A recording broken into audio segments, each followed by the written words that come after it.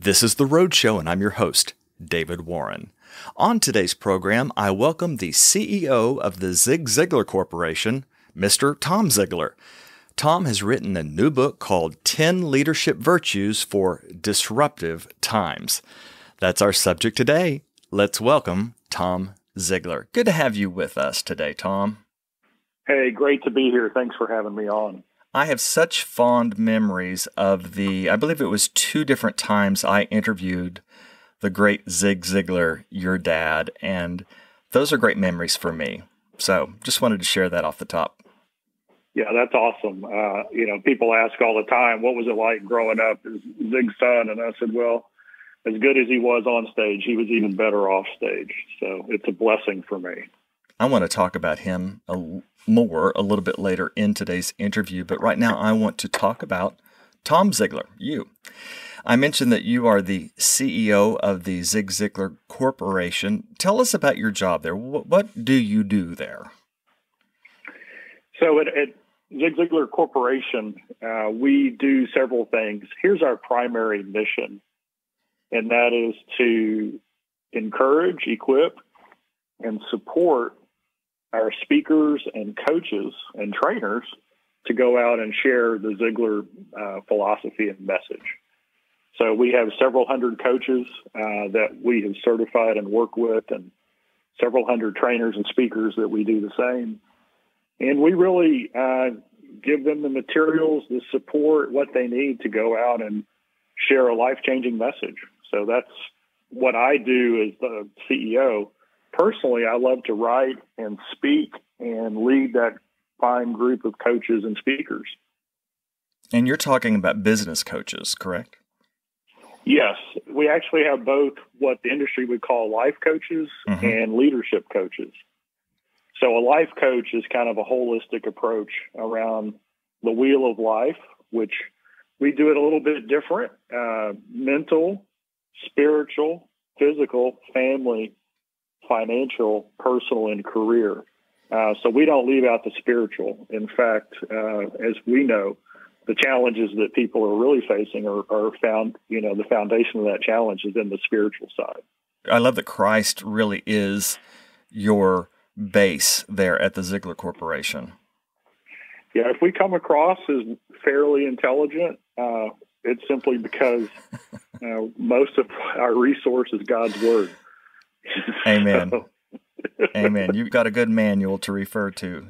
That's right. Well, Ziglar specializes in helping businesses perform at a higher level, even during times of disruption, to borrow the title from your new book. And I don't know if anything has ever been more disruptive than COVID, other than maybe a world war. How did 2020 and 2021 affect your business model there at Ziglar? So this is interesting. At the end of 2019, we had a bunch of people come to us and say, you should do a coaching certification online. We have people from all over the world who want to be certified, and it's difficult for them to travel. Mm-hmm. And so being the geniuses that we are, we said, yeah, we'll do that. And the first class at the end of 2019 sold out. And then we said, let's do that again. So we sold out the next class first part of January. And then they said, let's do that again. And COVID hit, and it was the only thing we could do. So we looked at it kind of as, God's nudges saying, you might want to consider this. And so 2020 and 2021 have both been very, very good growth years for us. And part of that is more people need truth and hope and encouragement now more than ever. They're actually seeking coaches now more than ever. I can imagine. And second, there are more people who have been, in a job or in a role who feel called or led to really make a difference in people's lives one-on-one, and they don't want to leave anything out. And so not only did the market get bigger for the customer, but the market got bigger for coaches who felt that calling. And so that's been really a blessing for us. So we've done really well. And then I had a book due with Thomas Nelson that I'd started working on at the end of 2019. And of course, that totally changed with the pandemic. And the book then became 18 months of research on how has business changed because of the pandemic and all the disruption and all the dominoes that fell. And that's really what the fruit is. The fruit is 10 leadership virtues for disruptive times. That's what came out of it. And that is really focused on coach leadership. Well, as an interviewer, two things caught my eye very quickly. First of all, your last name. Anybody with the last name Ziglar will be a wonderful guest on the radio, you included. And the other is this book titled 10 Leadership Virtues for Disruptive Times. And I have a strong feeling that that is really resonating with business people out there. The book's been out, I don't know how long, but are you hearing feedback already?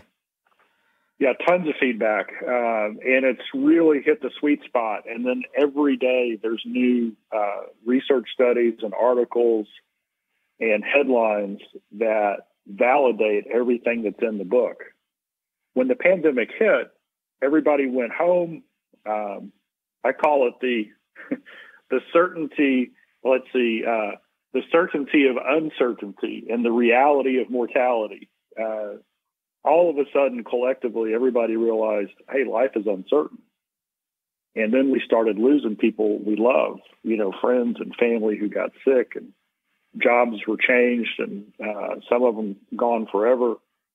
And people said, you know what? They took a step back and they said, if I'm going to do something, I want it to count. I want it to be in alignment with my purpose, my why, and my calling. And as believers, that's very important. We want to make a difference where we go. And so remote work, hybrid work really took off, and standard of living actually went up because of that. In a lot of places, people's productivity increased. And so when the call came to come back to work, people said, I don't want to come back to work. I like working at home. Yeah, I'm already working. I'm working more than I ever have. Why are you going to add that commute back in? I worked remotely yesterday, Tom, and I'm telling you, I get more done at home than I do in the office, hands down. I know the whole idea of the reality that we can get up at 6:30 or 5 or whatever you get up and get our coffee and get a couple of hours in before the world starts. It just gives us a head start. And then I think one of the stats was something like 3 million women left the traditional workplace when they were sent home for COVID. And so many of them are saying, you know what, I'm not coming back. I've found a part-time job, or I've started my own job. I don't have the commute. And I get to take my kids to school. I get to plan a life. So many people with disabilities or, things that prevent them from having easy access to the workplace, they're thriving in this new environment. Mm-hmm. And the way I look at it is, if you make a fist and that fist represents your job, that's the way most people organized their life 2 years ago.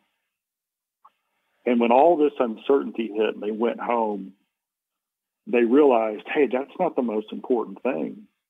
And so now when you look at the fist, it represents your family, your faith, your physical health, your mental well-being. And then the job now revolves around that instead of everything revolving around your job. I think that's a good thing. Dad said back in the 1970s and 80s, he said, if standard of living is your goal, quality of life almost never goes up. But if quality of life is your goal, standard of living almost always goes up. And of course, we know biblically and spiritually that when we put God first and those things first, we prosper everywhere else. And so it's almost, to me, it's like a wake-up call of we've had our priorities out of line. And now you see this great friction going on between the autonomy that people want, the ability to put first things first, and corporations understanding that if people aren't doing well in their core life, their productivity goes down. And so I see a lot of real positive changes happening, because if my well-being, my mental health and well-being, my ability to be productive depends on, to a large degree, my spiritual condition, then that means that we've got to talk about faith again rather than ignoring it or holding it against people when they talk about it. Well, and I was also thinking how, as the culture changes, how people view work, you're helping business leaders march right along with that flow, because otherwise we're going to be left behind. Would you not agree? 100%. There is a kind of a mindset shift that has to happen in leadership. And I compare it the old style versus the new style. The old style of leadership, which we've known for a long time, isn't that effective. It's top down, command and control. Do it because I said so. Very, just authoritative. So the term I use is that's a T-Rex leader. They have sharp teeth and short arms, right? Mm-hmm. And you take that style and you have them lead over a camera on a Zoom call, and it turns people off. And we could all ask ourselves the question, do we like to be told what to do, or do we like to be asked what we think is the best way to do it? Well, it doesn't matter if you're 19 years old or 62. We all like to be asked. And so a coach leader approaches it from a very collaborative perspective, asking questions, trying to find out the personal motivations of each person on their team, and then co-creating a plan to develop that person so that that person can be a better person tomorrow than they are today. And they do that in a professional way on their job, whatever their job roles are. How do I help each team member develop into a more effective person on the job? And then that kind of goes back to my core mission statement, which is real simple. My personal mission is to create the atmosphere that allows you to become the person God created you to become. And so as a coach leader, that's what we're doing, is we're creating an atmosphere. And to me, atmosphere is different than environment. Atmosphere means it's spiritual, it's relational, it's trust, right? It's integrity, it's humility, it's respect, it's kindness. It's the virtues that we talk about in the book. When I create that kind of atmosphere, then that allows people to flourish. And so a coach leader, instead of being control-focused like a T-Rex leader is, a coach leader is accountability-focused. In other words, I help you develop as a coach leader a plan of action that will allow you to be successful in your job. And I ask you how you're going to do that. And then you create the plan.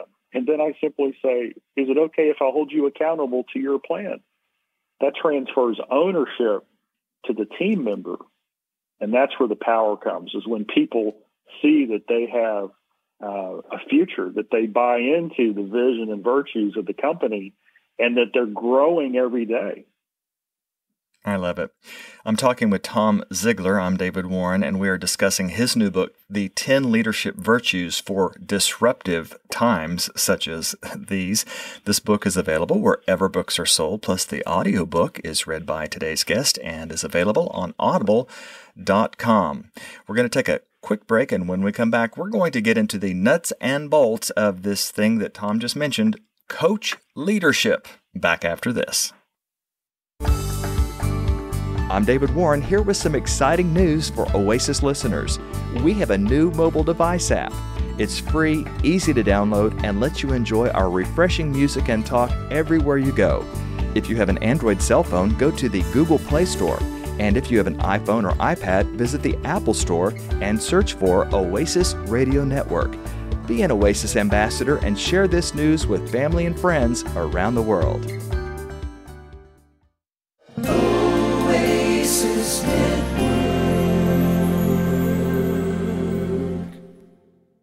reading from the inside flap of Tom Ziglar's new book, The 10 Leadership Virtues for Disruptive Times. It says, Coach leadership turns unwanted disruption into unprecedented development. You say, Tom, disruption is inevitable, but rather than being shocked by it, you can proactively prepare for it and lead your team effectively no matter what happens. The secret, according to you, is being a coach leader who, number one, embraces and thrives on disruption. Number two, recognizes the importance of bridging the gap between management and staff. And number three, who values growth as a team and as individuals. And I'd like to touch on these three different keys to coach leadership. The first one makes my teeth hurt as a leader, that I should embrace and thrive on disruption. I like it when it's peaceful, Tom. Why should I embrace disruption? Oh, because disruption is going to come more intensely and more frequently as we go through time. It's here, and it's staying, and it's getting bigger. Early in my life in college, I played college golf, and I thought I was going to be a professional golfer. And one of my heroes was Tom Watson. And Tom Watson he won 8 majors. 5 of those majors were British Opens. And they asked him one time, how come you won so many British Opens? And he said, bad weather. And they said, what do you mean?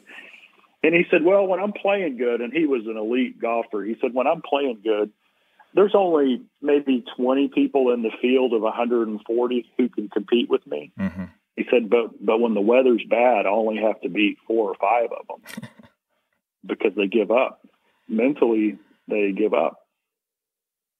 And so as a coach leader, what we do is pray for rain. Because when the weather's bad and we embrace it with the right mindset, then our influence is amplified.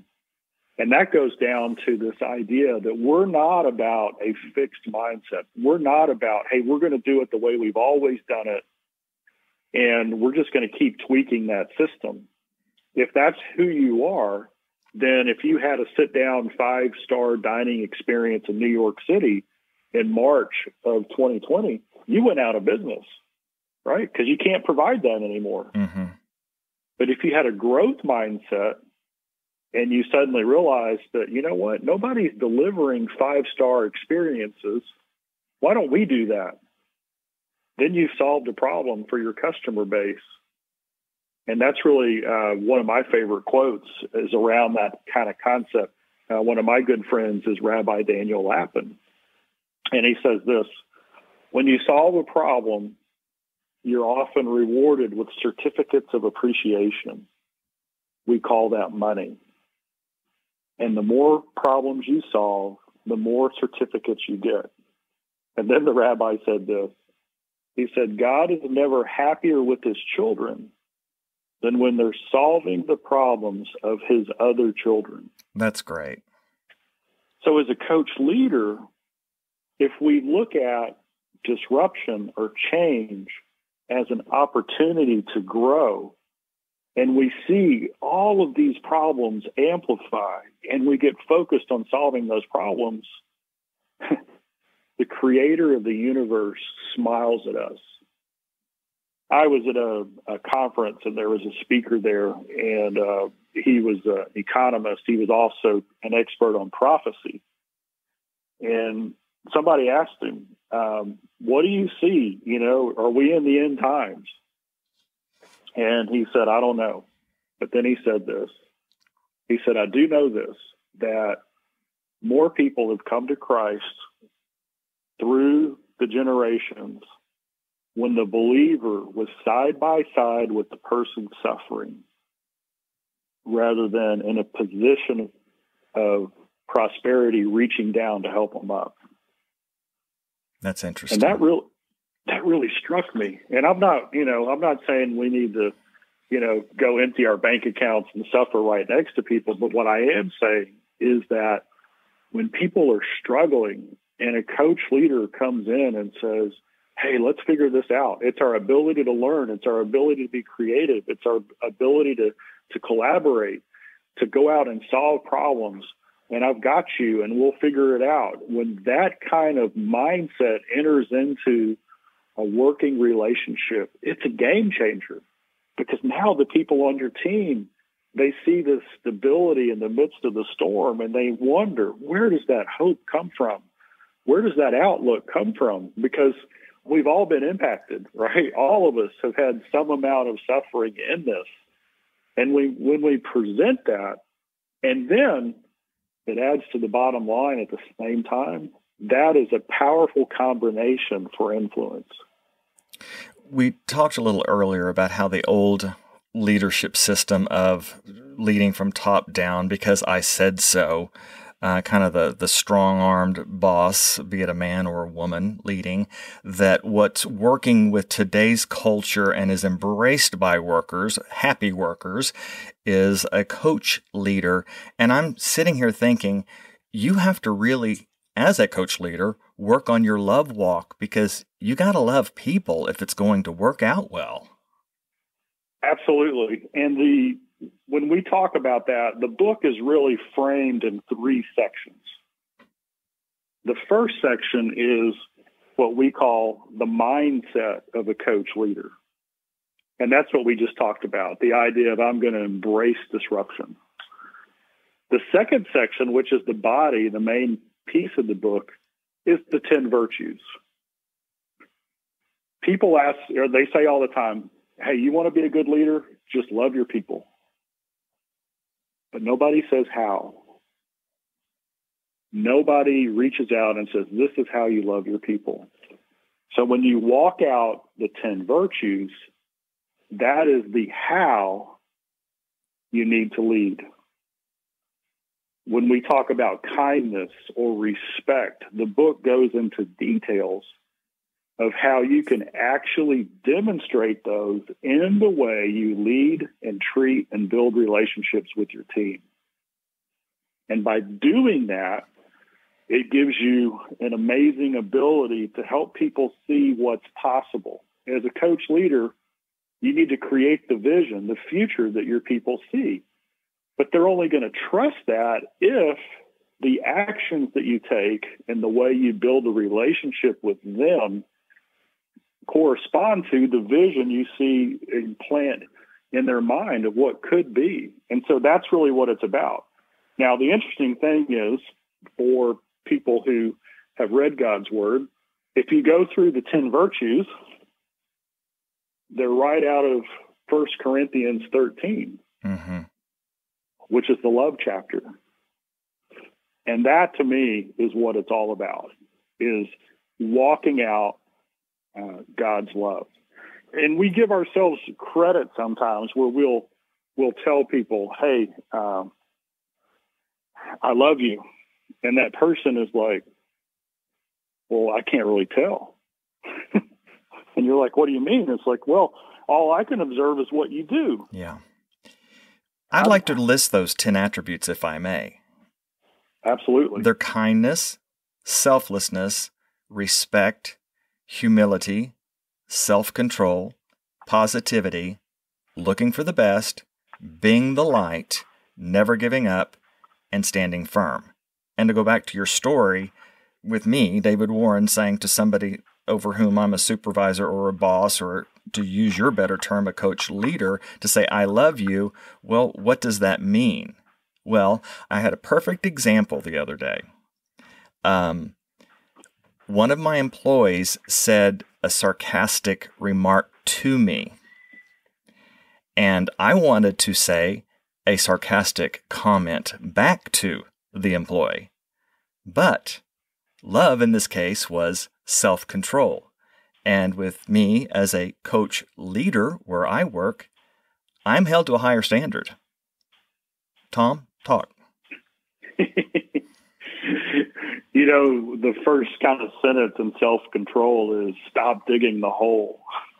You know, it's like a leader, and there's proverbs about it. Without self-control, it's like a city without walls. We suffer, and we destroy our own ability to lead. And when we look across the board, I'll just give you an example. Okay. And this is kind of headlines going on right now. So we hear about there's a big thing in the corporate world called DEI training, which is diversity, equity, and inclusion. And then it can go down different paths. It can go into a very politically and motivated and a lot of times dividing type of philosophy. But it can also bring out some really good points. So I was talking to, I have a coach that I work with. Her name is Michelle Delgado. And we were talking about this. And she said, well, as a coach leader, how would you include somebody like me? And so I started thinking about it. And I said, well, what do you mean? And she is from Puerto Rico, and she grew up in the corporate world in the East Coast. And she's about my age, which is in the 50s. And she said, early in my career, I was, my personality, my culture, the environment is I would never ask for a shot at a project. I would never ask for a raise. I would never assert myself because it's just not the way it was. And she said, I had to learn that. And because it took me some time to learn that, I feel like my career advancement was delayed. It could have been better. Mm-hmm.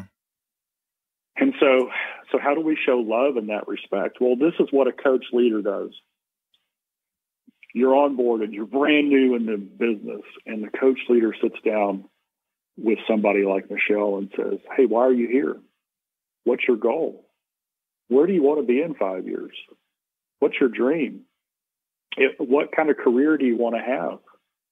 Would you like to make more money in the future? In other words, why not ask each person on our team what it is that they want out of the position they're in, and then help them craft a plan to get there? Because if somebody's coming from a background where they feel a little insecure for saying something, hey, I should have had that chance, or hey, what about me for a raise? What if we just meet it head on? Because look at the logic in this. Top performers want to work for an organization or business that has clearly defined vision and virtues that align with who they are. Mm-hmm. That's who they want, right? And they also want to be compensated based on their contribution. That's only fair. It doesn't matter where you are in the world. Everybody wants to be compensated based on their contribution. Right. So if I come to you and I say, hey, you know what? I want to pay you more money next year than this year. And in order to do that, we have to be more profitable because of your contribution. Does that sound fair? Well, a top performer is going to say, absolutely. How can I contribute more so that my compensation goes up? Mm-hmm. And then the coach leader says, let's figure it out. What do you need to develop in yourself, in your attitude, effort, and skill that will allow you to be more effective on the job so we can pay you more? And so walking out love isn't responding to when they have a question. I mean, that's good. But walking out love is going to them and asking the question before they bring it up. Interesting. Because then they know you care about them rather than yourself. Because you thought of them before they thought of you. Exactly. Hey, before we take a break, I want to talk a little bit about your dad. And he really exemplified these 10 virtues that you list in the book. He was so Christ-like. And he passed about 10 years ago. Is that correct, Tom? A little over. This is the 10th year, November of 2012. Okay. So all right. A little over 9, yeah. Well, you tell a story in your book, 10 Leadership Virtues for Disruptive Times, about an example of selflessness, one of the virtues. And it's when you and your dad split a beef steak. Tell us that story if you would. Yeah. So, boy, Dad loved his steak. I mean, when I say steak and close my eyes, I can see Dad's grin as he would, take that first bite. And so we had a tradition in our house. And I was a young boy. I was probably in the 8 to 10 category, maybe 11. And the tradition was that whenever there was something left over and we all wanted it, one person would cut it and then the other person would choose, right? Mm-hmm. So Dad grilled some steaks, and it just so happened that he had 2 steaks that were, good sized and about the same size. So we each got one of those. And then there was a third steak that was a little bit smaller, and it was just sitting there on the table, and we were both looking at it. And Dad said, hey, do you want to split that steak? And I said, yeah. And he basically gave me the knife and said, cut it. Well, I was just coming of the age where I was starting to understand kind of the virtues and values that Dad lived by. And Dad was so fair and so loving and so selfless and so giving. And so instead of cutting the steak 50-50 and letting him pick, I cut it about 65-35, where there was obviously a bigger piece. And you did that on purpose, right? On purpose. Okay. Because I wanted to see what Dad would do more than I wanted 50% of the steak, right? Mm-hmm. It was like a little boy testing his dad. And so Dad looks at it, and I can see it. I can remember his eyes. He realizes that I've now put him in the dilemma. And he reached over and he grabbed the smaller piece. And I said, wait a second, Dad, I want you to have the big piece. And that is selflessness. And because he could have taken the bigger piece and said, ha ha, look at that. But that to me is, as a coach leader, how do you split the steak? When people on your team do a fantastic job, how do you elevate them and recognize them and take the back seat? Yeah. Right. And people in the world, they don't get that, right? That's not the way they're taught. That's not the way, it's like everybody runs to get to the front of the line and they elbow each other out of the way. I have another metaphor, and you've probably heard it. It's the metaphor of the difference between heaven and hell. And imagine all of humanity's at the banquet table, and there's, everybody's got this huge feast in front of them, and you're there at the banquet table, and you look down and you can't wait to eat all your favorite foods right in front of you. But attached to your hands, you have a 3-foot-long knife and a 3-foot-long fork, and they're duct taped. You can't get them off. And so you cut the meal in front of you, but as you try to put the food into your mouth, you can't, because the fork is too long. It doesn't reach your mouth. And so the difference between heaven and hell is, in hell, everybody's trying to feed themselves. And in heaven, everybody's feeding the person across from them at the table.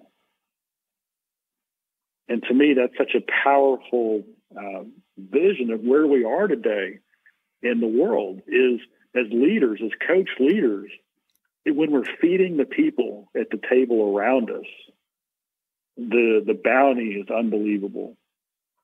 But when we're selfish and only focused on feeding ourselves, so much goes to waste, and we never really get satisfied. The name of the book we're talking about today is The 10 Leadership Virtues for Disruptive Times by today's very special guest, Tom Ziglar. And this book is available wherever books are sold, out on Thomas Nelson. Plus, the audiobook is available through the website audible.com, and it is read by Tom. And I listened to it and enjoyed his narration very much. I'm David Warren, and when we come back from this break, I will ask Tom about what he calls his most powerful habit. Back after this. The Road Show is a listener favorite. which airs each weekday here on the Oasis Radio Network starting at 1 p.m. Eastern, 12 noon Central. The Roadshow also has a great section on our website, oasisnetwork.org. There you'll find audio archives of select past interviews, plus guest lineup, and contact information and links to our Roadshow sponsors and its hosts. So join us for the Roadshow, whether on your radio or on your computer at oasisnetwork.org. As we start this next segment with special guest Tom Ziglar, who is the author of the book, The 10 Leadership Virtues for Disruptive Times, I want to read just a little bit from the book. Tom writes, "When disruption comes, the team immediately looks to the leader to see what the leader is going to do. Will the leader freeze up, act like everything is okay, or overreact? A coach leader should be prepared in advance and immediately begin to stand firm in the storm. Never giving up on the mission, the coach leader becomes the light that shines hope on the team. Love truly does endure all things, and love shows up in full force at the beginning of the storm and guides people all the way through the storm. When disruption comes, here is what you need to do now." And then Tom goes on to give excellent advice throughout the book. And one of the things that he shares is his most powerful habit. And I have something pretty similar, Tom. So we are kindred spirits. I get up early as well, but you have something called the never give up perfect start to your day. Tell us about it. Yeah. And, this is something I've been practicing for a long time. And then it got refined when the pandemic started. I started talking to so many people, leaders, everyday folks, and they were losing sleep. They couldn't sleep at night. There was so much worry, so much anxiety, so many things going on that their whole life was being turned upside down. And so I started thinking, well, how do we, I have this saying, either the day happens to you or you happen to the day. So how do we start the day in a way that allows us to be as effective as possible? And so I came up with the never give up perfect start. And so what that really means is that, hey, we're in disruption. The trial has come, right? The test is on us. And we're feeling it personally. We're feeling for our team and for our family, for our community. And so that's what this is about. So if you're under pressure, if there's something big going on that you're trying to figure out, here is a great way to start. When you get up in the morning, and I recommend this is the first thing you do. And so if it takes some time, you might want to get up a little earlier in order to do this. But if you get this done, it changes the outcome of your day. For the first 5 minutes, you start with gratitude, prayer, and a time of reflection. Now, what we're trying to do is we got a lot of things going on, is we're trying to change the state of our mind. And so gratitude is one of the most powerful things that you can do. What are you grateful for? Write a list out of the things that you are grateful for. And then take that to prayer. Settle your mind. And then the next 10 minutes is, once the gratitude is going, we've got to put the right kind of input into our mind.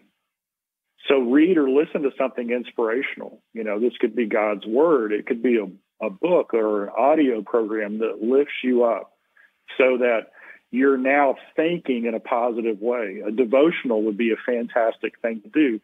Because what we need to do is, from the very start of the day, we need to get our mind thinking in the right direction. And I believe that our mental choices is the number one thing that we need to get a hold of. If we've got the mental going in the right direction, then that ability to choose correctly, because our mindset is right, influences everything else. Number 3, this only takes 2 minutes. Review your why. Why are you here? What's your purpose? What's your dream? Read it to yourself. Confirm it in your mind. And so we're trying to elevate. Okay. At this point, we're looking at what's the big picture? Why does it matter? Confirm that. And then the next 5 minutes is journal your thoughts and feelings around the challenge you're facing. Get clarity on it. Focus your mind again. So we've changed the state of our mind, right? So we got up with gratitude, then we put some positive things into us, we reconfirmed our why, and now we're journaling what we're feeling about it. We're getting real clarity. Mm-hmm. Once we write that challenge out in detail of what it is, then we got to answer these 5 questions. This takes about 10 minutes. What problem do you need to solve? Could be problems. What challenges do you face in solving those problems?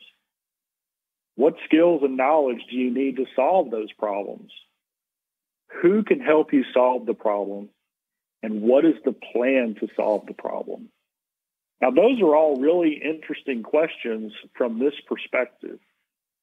You see, short-term confidence that usually ends up in a disaster is based on what I did yesterday. Hey, I won the game yesterday. I kicked the winning field goal. I closed the deal. Whatever that is. Well, the problem is you got to do that again every day.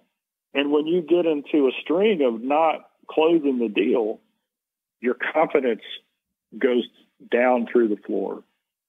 However, long-term confidence is understanding as a coach leader. You don't have to have all the right answers.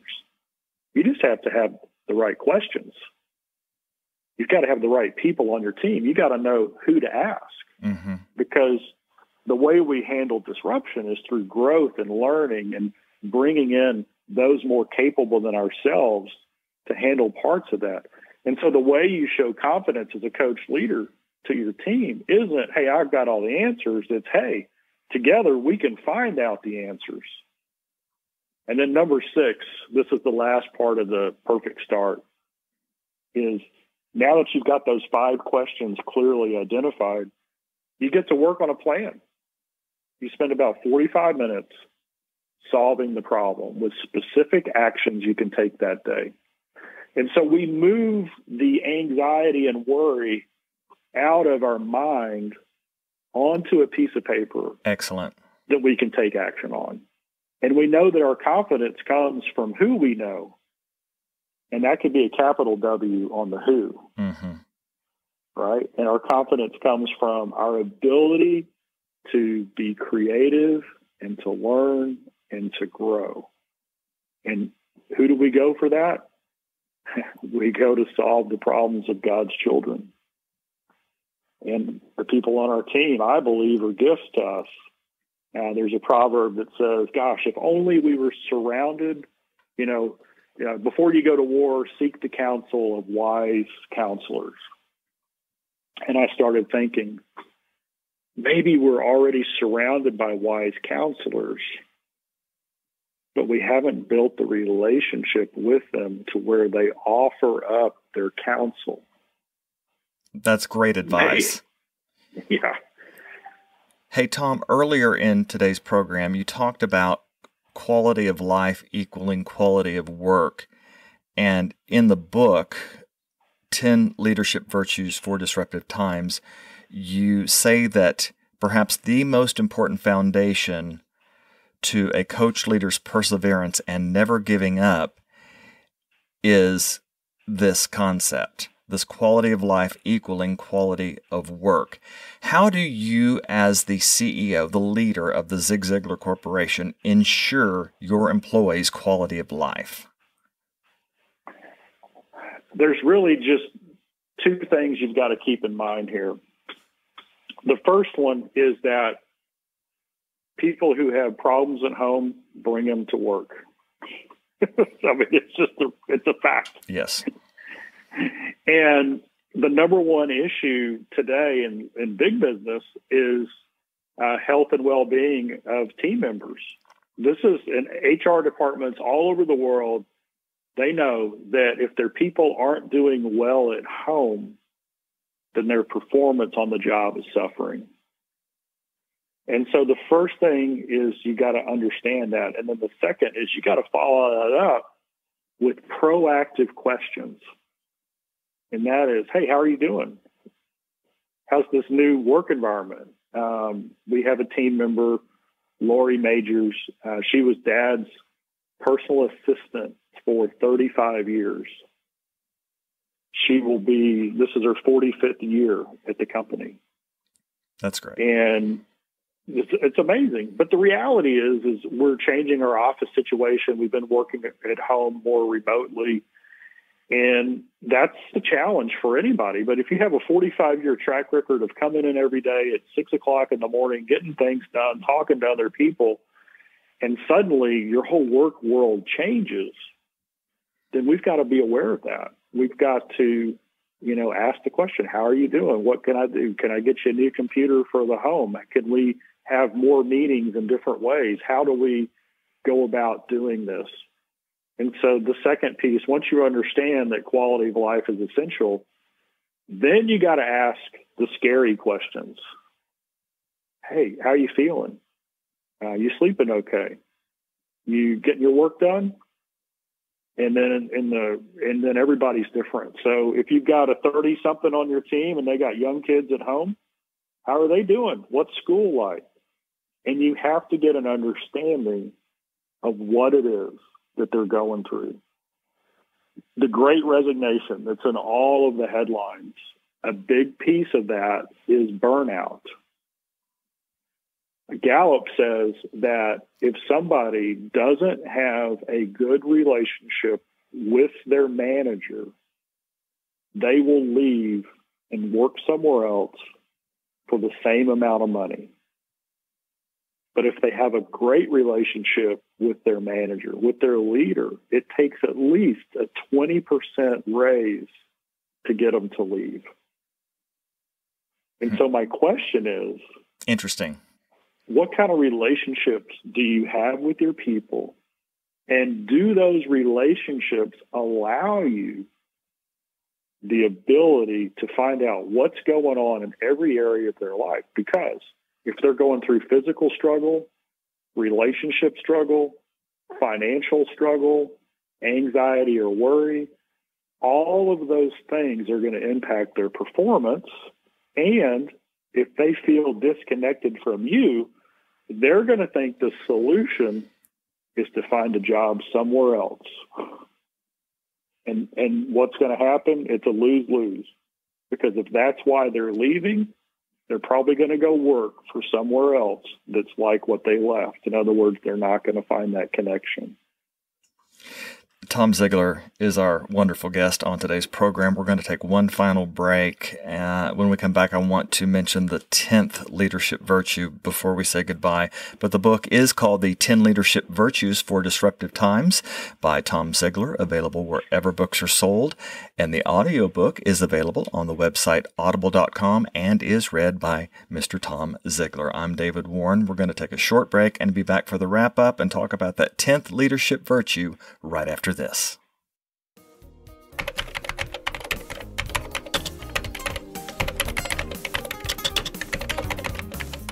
I'm David Warren, Program Director at Oasis Radio Network and one of the hosts of this podcast. All of our hosts enjoy hearing from you, our listening family, so drop us a note.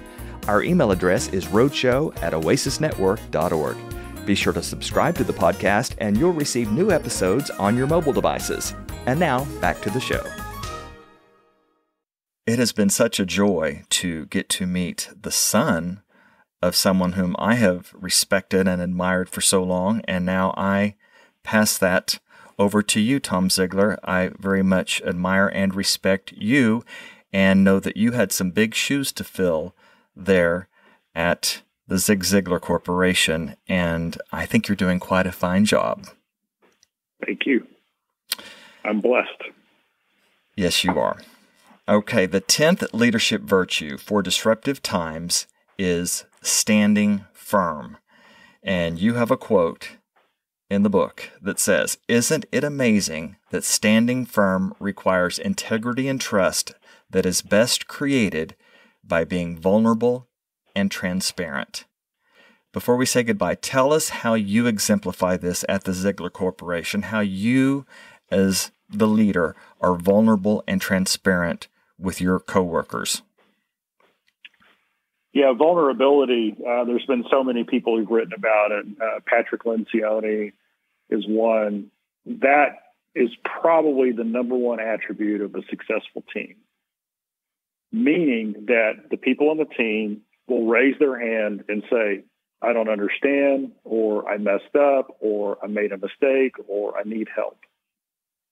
But they don't do it unless the leader is first vulnerable. So as a coach leader, the way you create this environment is by being transparent, admitting your mistakes. If you've taken the team in a wrong direction, come clean as fast as you can. If you don't know the answer, then let the team know, hey, I'm struggling with this. I need some help. So by you being vulnerable, it creates this atmosphere that allows people to be transparent and vulnerable as well. And so why is this essential? So this is a key point. This is a huge change in the way business is run. Since disruption, whether it's technological convergence or the next wave of COVID or international conflict or supply chain or the Great Resignation, it doesn't matter. Because it's happening in greater intensity and greater frequency, the more vulnerable we are, the faster we can solve the problems in front of us. What we don't want is for people to hide and not feel comfortable sharing that they don't know the answer, because that delays the solution. We need to get solution focused as fast as possible. Vulnerability increases the speed at which you can solve a problem. That's great advice.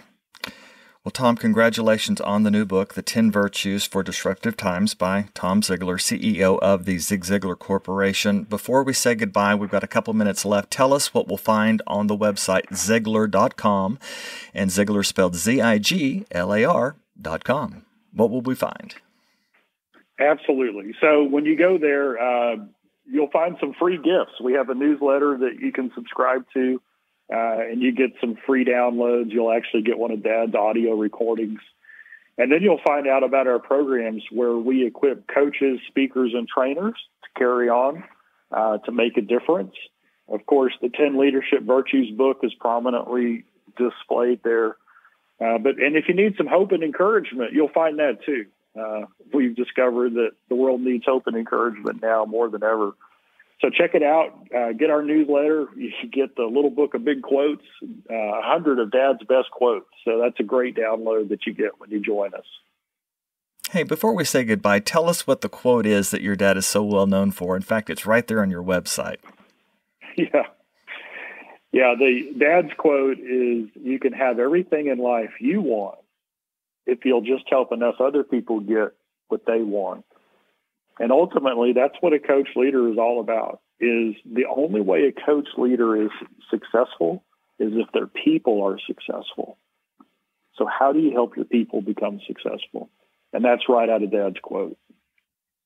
Thank you, Tom, for your time today. Thank you so much.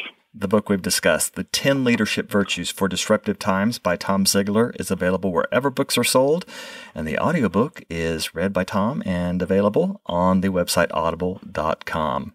A big thanks again to Tom for joining us for the hour. I'm David Warren, and yes, it has been another great road show.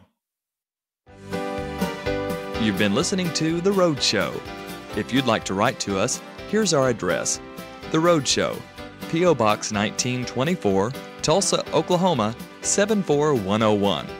Our email address is roadshow@oasisnetwork.org. The views of today's guest aren't necessarily those of this station, but we do appreciate and thank our guest for spending this time with us. The Road Show, an Oasis Network presentation.